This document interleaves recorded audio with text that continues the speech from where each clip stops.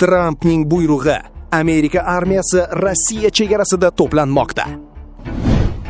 Dahshatli burilish. Putin urushni to'xtatmoqchimi? Kremldan kutilmagan qaror. Amerika uchun sharmandalik. Pentagonning milliardlik dronlari osmonda kulga aylanmoqda. Lavrov urushning asl sababini aytdi. Rossiya tarixiy adolat qidirmoqda. Shok xabar. Aqsh-Iron urushida kutilmagan burilish. Butun dunyo larzada. Xalq Putindan yuz o'giryaptimi? Kreml kutilmagan muammoga duch keldi. Putinning reytingi qulamoqdami?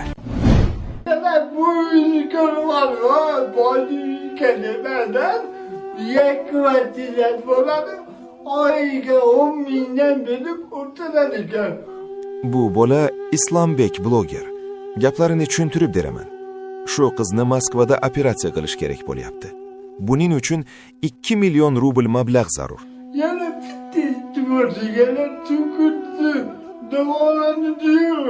Putinni operatsiya qilish kerak. Qizning sharoiti juda og'ir. O'zi nogiron, ham yetim, ham ijarada, kvartirada yashaydi. Bu qizga ehson qilish orqali baxt va ish yo'llaringiz ochilishiga, gunohlaringiz kechirilishiga sababchi bo'lasiz. Buni bir sinab ko'ring.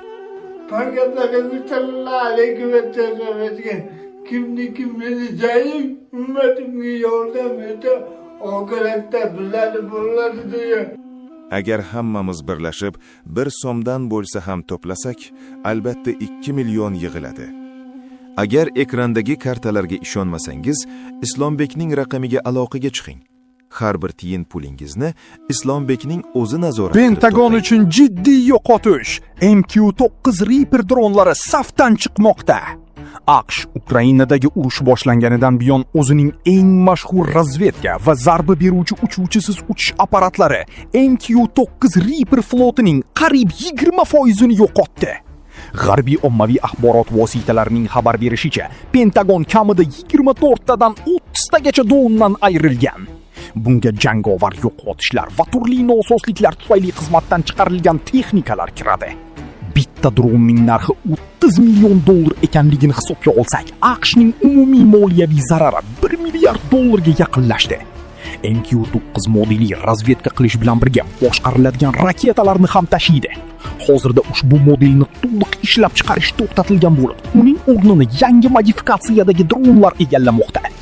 Ushbu dron o'z vaqtida Yaqin Sharq va Qora dengizda faol ishlagan.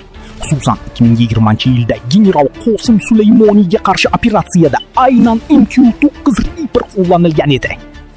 Rossiya Federatsiyasi prezidenti Vladimir Putin 2026-yil oxiriga qadar urushni yakunlamoqchi.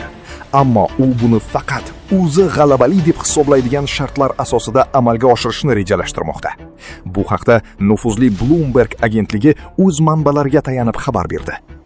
Rossiya qo'yayotgan shartlar Donbass ustidan to'liq nazoratni, shuningdek Rossiyaning hududiy yutuqlarini amalda tan oladigan Yevropa bilan keng qamrovli xavfsizlik shartnomasini o'z ichiga oladi.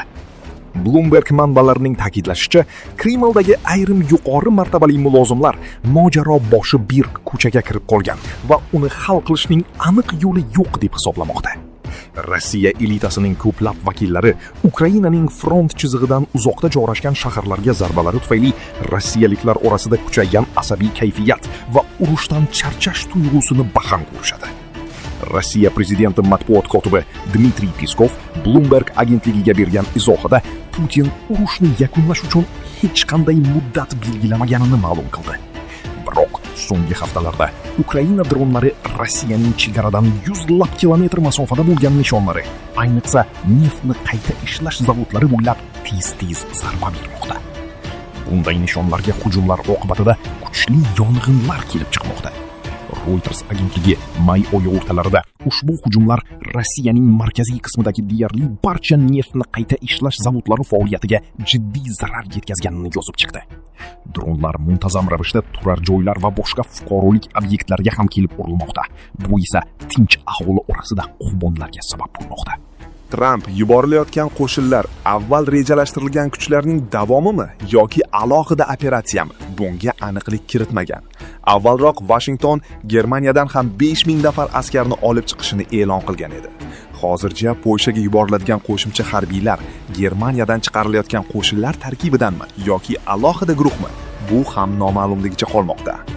AQSh mudofaa vaziri Pentagonning Polshaga 4000 nafar askar yuborish rejasi bekor qilingani yo'qligini, bu shunchaki vaqtinchalik kechiktirish ekanini aytdi.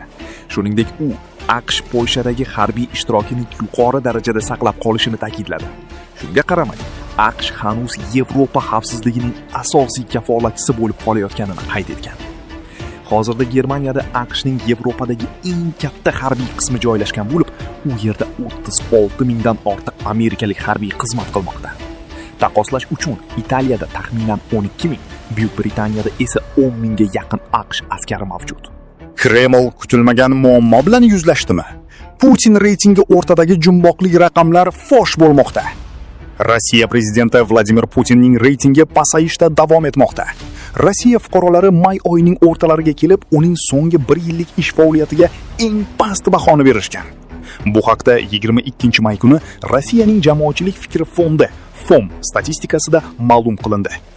15-17 may kunlari o'tkazilgan so'rov natijalariga ko'ra, unda qatnashgan rossiyaliklarning 71% Vladimir Putinning prezident sifatidagi ishini ko'proq yaxshi deb baholagan. Garchi bu raqam baland ko'rinsa-da, bu so'nggi 1 yil ichidagi eng past ko'rsatkich hisoblanadi. Yana 14% respondentlar esa Putinning ishini mutlaqo ko'proq yomon deb baholagan. Bu esa so'nggi 1 yil ichidagi eng yuqori salbiy ko'rsatkichdir. Jamoatchilik fikri fondi ma'lumotlariga ko'ra, Putinga bo'lgan ishonch darajasi ham yil davomida 2-marta eng past darajaga tushgan. Respondentlarning faqat 71% prezidentga ko'proq ishonaman deb javob bergan. Avval bu ko'rsatkich mart oyi oxirida ham xuddi shu darajaga tushib qolgan edi. Vaholanki, undan oldin bu ko'rsatkich 76% dan yuqori bo'lgan. Yangi so'rovnomada ishtirok etganlarning 17% Putinga ko'proq ishonmayman deb qat'iy javob bergan. Bu ham o'z navbatida mart oyining oxiridan beri qayd etilgan eng yuqori ishonchsizlik ko'rsatkichidir. Lavrov urushning asl sababini ochiqladi. Rossiya tarixiy adolat haqida gapirmoqda. Ukrainada sodir bo'layotgan voqealar zamirida tarixiy adolatni tiklash masalasi turibdi, dedi Rossiya tashqi ishlar vaziri Sergey Lavrov SMG media guruhiga bergan intervyusida. Uning so'zlariga ko'ra, SSSR parchalanganidan keyin ruslarning bir qismi o'z tarixiy hududlarida yashagan holda Rossiyadan tashqarida qolib ketgan. Ukraina mustaqillikka erishayotganda neytral, bloksiz va yadrosiz davlat bo'lishini, shuningdek ruslar va boshqa milliy ozchiliklar huquqlarini himoya qilishni e'lon qilgan edi. Lavrovning ta'kidlashicha, agar bu majburiyatlar bajarilganida maxsus harbiy operatsiya haqida gap so'z ham bo'lmasdi. Uning aytishicha, maxsus operatsiyaning asosiy maqsadlaridan biri ruslar va rusiy zabon aholining til, ta'lim va diniy huquqlarini tiklashdan iborat. Rossiya TV rahbari ikkinchi vazifa sifatida Ukraina hududidan Rossiya chegaralariga doimiy tahdid yuzaga kelishiga yo'l qo'ymaslik ekanini aytib o'tdi.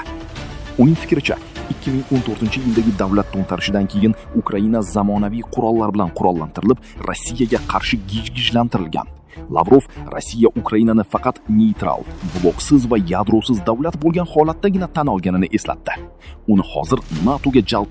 Qatar maxfiy missiyani boshladi. AQSh va Eron o'rtasidagi keskinlikda kutilmagan burilish. Qatarning muzokara olib boruvchi maxsus guruhi AQSh bilan kelishilgan holda 22 may kuni Tehronga yetib keldi.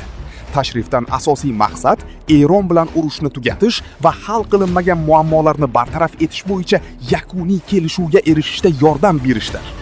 Bu haqda vaziyatdan xabardor manbalarga tayanib, nufuzli axborot agentliklari xabar bermoqda.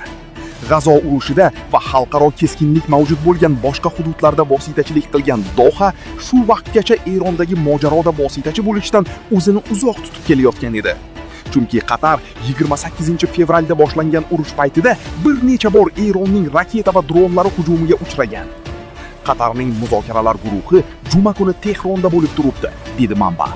Uning qo'shimcha qilishicha, guruh AQSh bilan koordinatsiya qilingan holda safarga chiqqan. Guruh u yerda urushni tugatadigan va Eron bilan bog'liq ochiq qolgan masalalarni hal qiladigan yakuniy kelishuvga erishishga ko'maklashadi. Qatar Tashqi ishlar vazirligi ushbu holat bo'yicha hozircha izoh bermadi. Urush boshlanganidan beri Pokiston rasmiy vositachi sifatida ish olib borayotgan edi. Shunday bo'lsa-da, Qatarning jarayonga qayta qo'shilishi uning mintaqada AQShning uzoq yillik ittifoqchisi ekanini yana bir bor ko'rsatadi. Aziz tomoshabinlar, hozircha sizlarga yetkazmoqchi bo'lgan muhim xabarlarimiz shulardan iborat edi.